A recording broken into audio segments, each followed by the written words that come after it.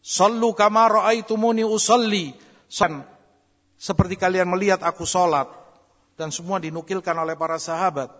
Dari awal Rasulullah takbiratul ihram sampai salam. Enggak ada yang tertinggal. Sehingga bisa dipelajari dan diamalkan. Kif salat kita? Seperti itu?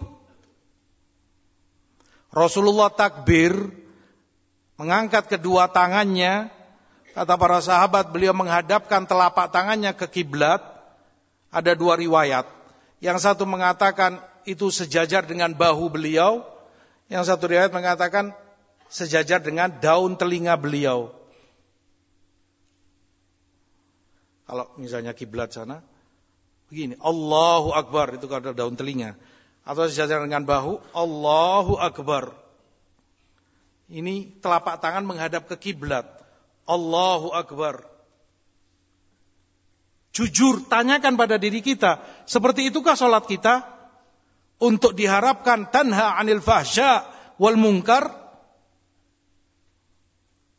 Berapa banyak dari kita ketika salat asal? Allahu Akbar. Siapa yang kamu contoh ini? Allahu Akbar. Rasulullah begini, sejajar dengan daun telinga atau bahunya. Sallallahu alaihi wasallam. Begitu salat Rasul sallallahu alaihi wasallam. Dari takbirnya. Coba koreksi diri. Introspeksi. Belum lagi abath. Bisalah, gerakan-gerakan yang nggak ada perlunya dalam sholat, perbuatan yang abath, sia-sia, bahkan mencoreng dan mengurangi nilai khusyukmu dalam sholat. Ada saja sudah kalau sholat. Begitu masuk sholat bersama imam, mulai berdaham-daham. Kalau nggak sholat nggak gitu. Syaitannya datang kalau sholat. Kalau nggak sholat anehnya nggak begitu. Apa ini? Kif kamu mau menjaga sholat? Di mana kekhusyuanmu? Ada saja. Belum lagi gerakan-gerakan yang nggak ada gunanya dalam sholatnya. Yang satu menakan jubahnya, Allahu Akbar bersama imam, mulai.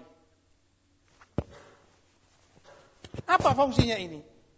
Gunanya apa kamu gerak-gerakan jubahmu?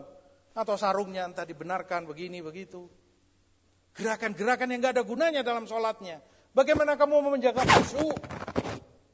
Yang lain garuk-garuk begini. Apa manfaatnya? Itu gerakan sholat? Bukan gerakan sholat. Mencoreng sholatmu. Kif kamu menjaga kekhusyuannya.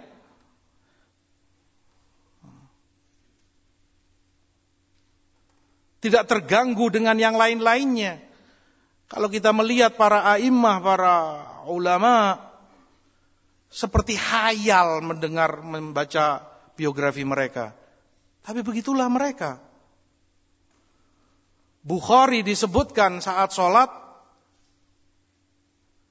tetap khusyuk, tenang.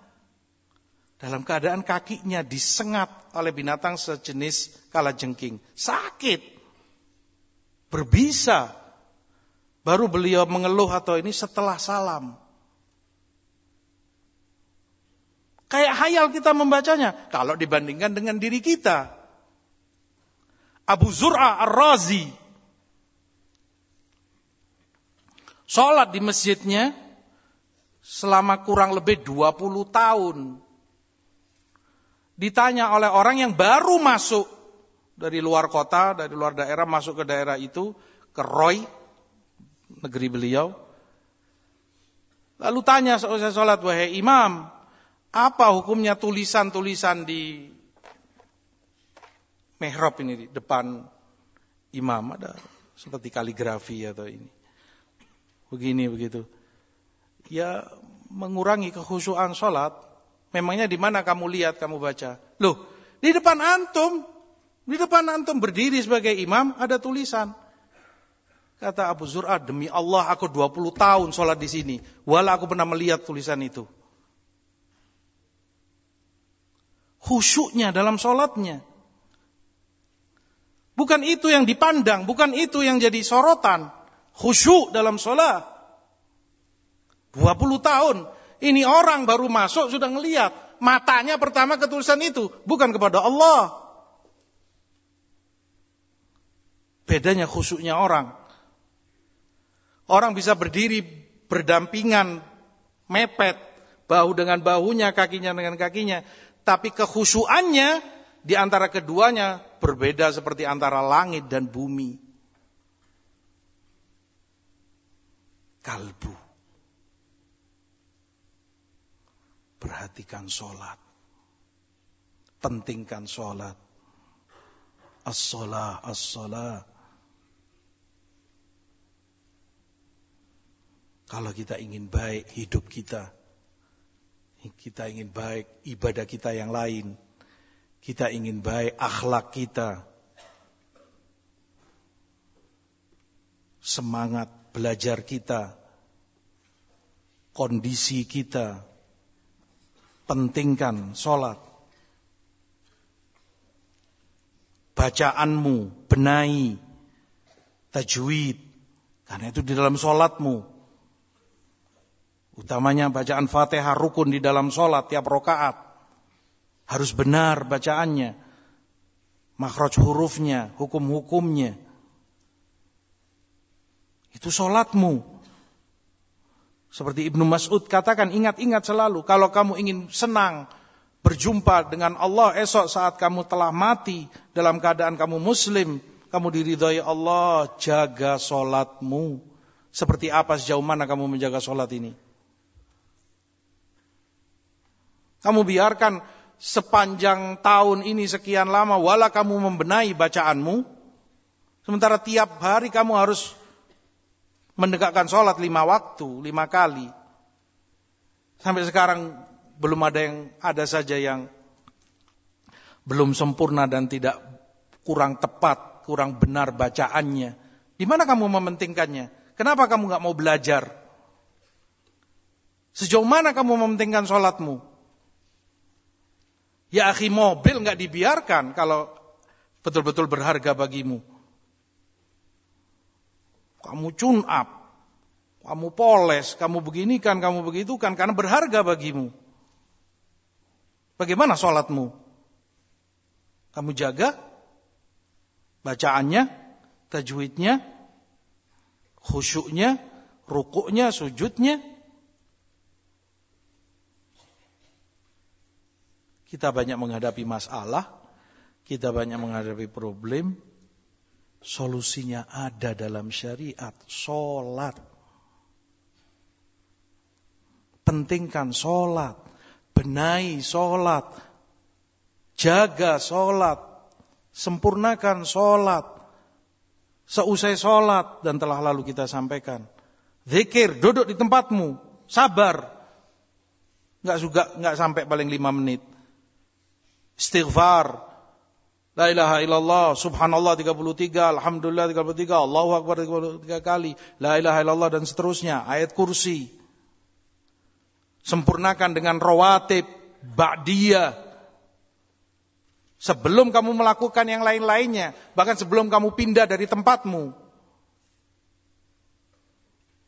Kalau kamu mementingkan sholat, itu menutupi, menyempurnakan sholatmu. Mungkin saja dalam sholatmu ada kekurangannya, dan banyak, kita semua. Ada saja kekurangannya, kekhusyuannya, rukuknya, sujudnya, bacaannya, ininya. Zikirmu, sholat sunnahmu, menutupi, menyempurnakan, menambal. Harus dipentingkan. Manfaatnya rawatib, azkar, zikir-zikir yang Rasulullah ajarkan. Sholat, as-salah, as-salah. Sampai sedemikian rupa para Rasulullah SAW ingatkan. Para nabi selalu menegakkan sholat, menjaga sholatnya. Kurang apa? Kalau seperti itu sholatnya benar-benar akan tanha anil fahsya wal munkar. Baik sholatmu, yang lain pasti akan ikut baik, terpengaruh.